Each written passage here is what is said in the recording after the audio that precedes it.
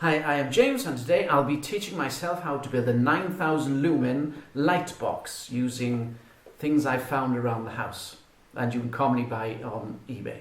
It consists of 9 50 watt GU-10 halogen bulbs in a cardboard box. The bulbs are connected in serial connection, so if one goes wrong the others keep working until you change the bulb.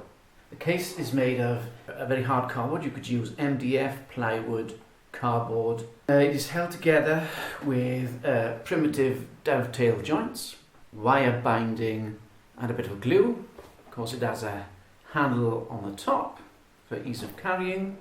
Most important consideration is electrical safety, and if you connect the wires together with connectors you'll be fine. Also heat dissipation.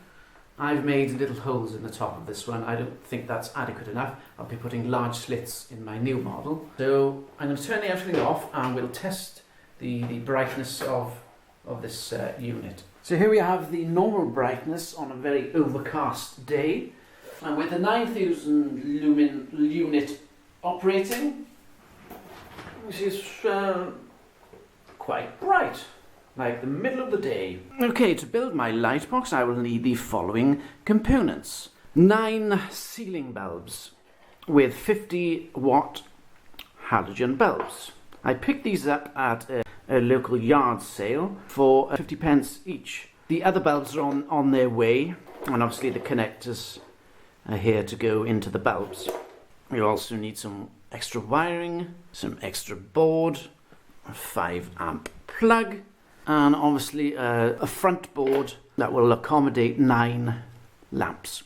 Right, first we want to cut out the front piece that will accommodate the bulbs in recess. So we're going to get the bulbs all joined up together straight, and we'll leave a 1-inch gap all the way around.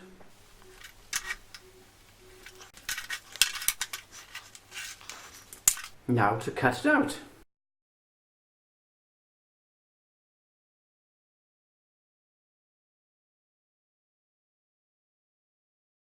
Right, we have our 36 by 36 centimeter square board in which the bulbs are going to fit, with a 3 centimeter border surrounding. Now we're going to set up 3 of the bulb holders in series here in the border to mark where they go. So now we have 3 compartments. Now each bulb holder will need a hole. Within this border we've made, we set up the holder and mark in a circle roughly where we need to cut a hole. Let's just have a close-up of that board. We have a 3 centimeter border surrounding the 36 by 36 centimeter board and the circles wherein the bulbs will recess. Now we need to cut the holes in the wood, so I'm using this circular saw bit on the end of my drill. So we're doing this in a well ventilated area. We're just going to mark up the drill bit with the holes and saw away. Make sure you don't saw into whatever's below your piece of wood.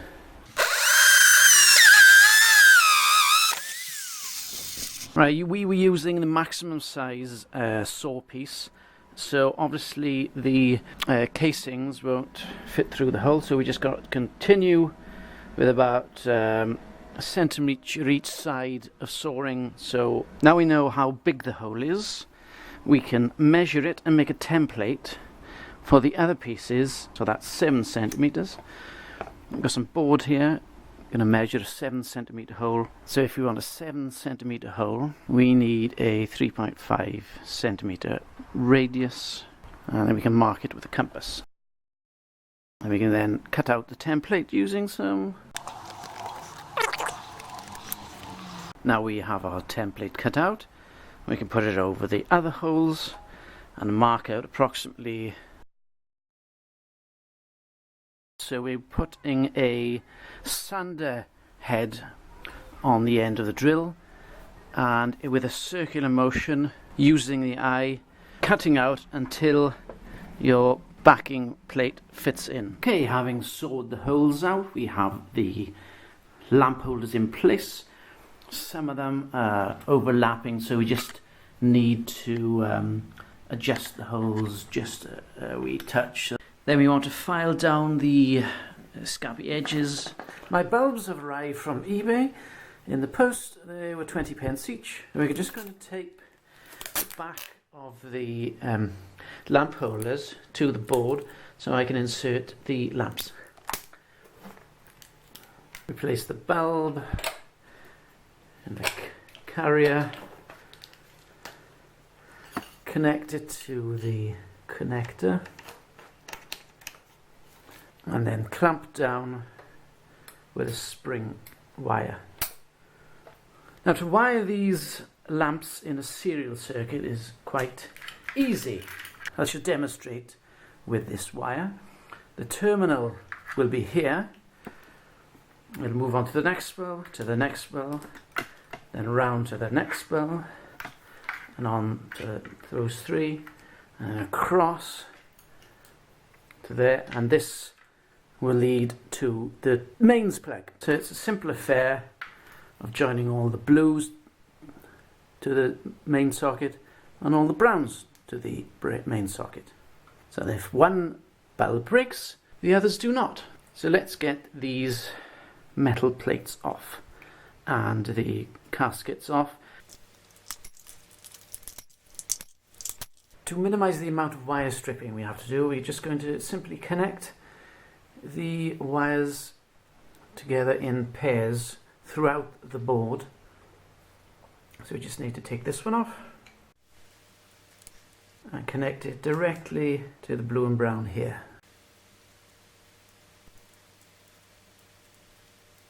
With this pair connected together, all we need do now is connect a short piece of wire to the next connector.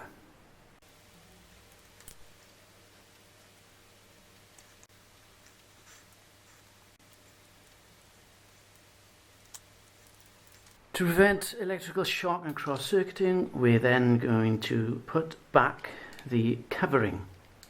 Make sure none of these wires are crossing.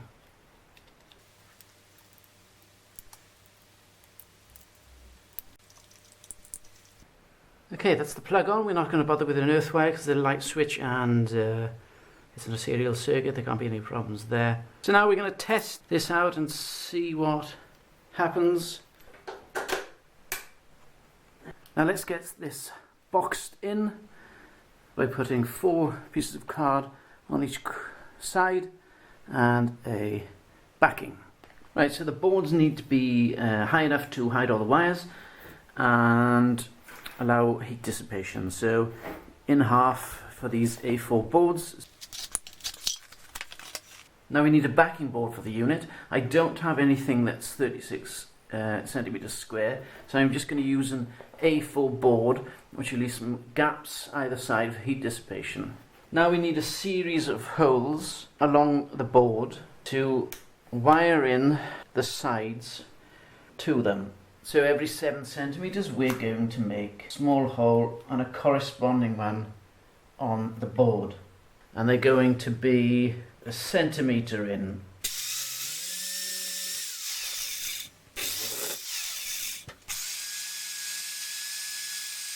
We got 4 holes on the boards. Same process for the top. We need 4 holes. So we need an edge of 4 each side, and then we can copy across where the holes are. Now we're going to wire the whole thing together with this ordinary garden wire. We're going to feed the end through the hole here into the next hole.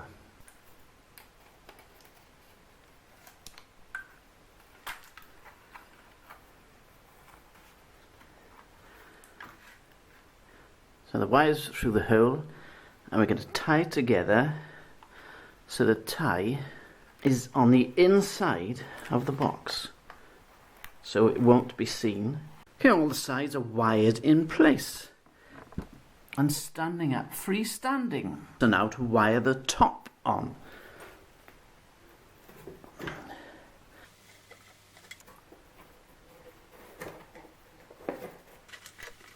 Right, that's the back wired on. We'll tidy these wires up later. We're almost complete. Before we wire the edges here to make it secure, we need a handle because the unit gets a bit hot. I have these left over from the light fittings. There's metal plates, you could use rope or anything. So I'm going to make a little handle that sits across there like that and tie it in.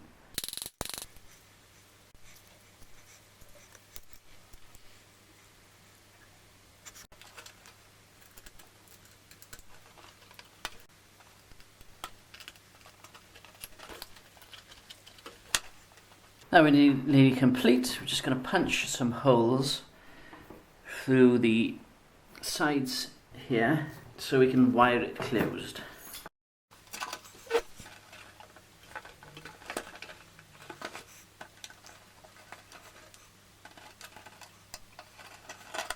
Right, here's the project complete. One sturdy light box with handle. I'm just going to trim the wires off and maybe make the handle a bit sturdier.